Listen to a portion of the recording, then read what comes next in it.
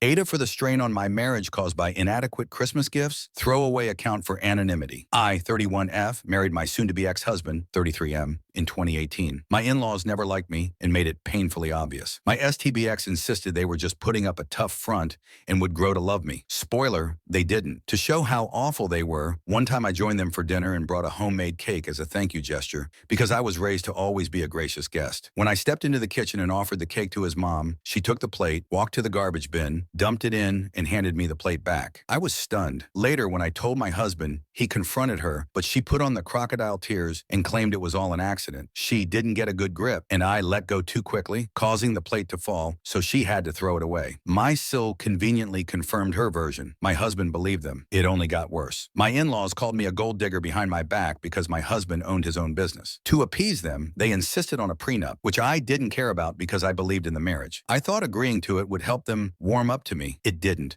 When COVID hit, his business collapsed. We burned through his savings and even my own trying to save it, but I refused to go into debt. He eventually had to close it. By 2022, he was depressed from losing his business and struggling to find work. He suggested we move to his hometown to be closer to his family so he could have more support. Against my better judgment, I agreed. After we moved, he decided to only work part-time while he tried to restart his business. I became the main breadwinner and also the one in charge of everything, including buying gifts. I thought buying his family thoughtful, expensive gifts might finally make them see I wanted to be accepted. But no, the gifts they gave us were always clearly for him. Every holiday was spent with them. We had monthly family dinners. Over time, I noticed that anytime I tried to join a conversation, everyone would go silent. Eventually, I just stopped talking altogether when I visited. In early December, his family finalized Christmas plans. A few days later, my husband told me his family didn't want me at Christmas Eve dinner or Christmas lunch because I ruined the family vibe. I told him, fine, we'll do our own thing. He sheepishly admitted he was still going to go. That was it for me. That moment, I knew my marriage was over. I returned the expensive gifts I'd already bought for his family and replaced them with petty ones. Novelty socks for Phi-L, a cheap bottle of supermarket shampoo for MIL, the nastiest dollar store perfume I could find for SIL, and an oversized rawhide bone for BL's tiny chihuahua, too big for the dog to even chew.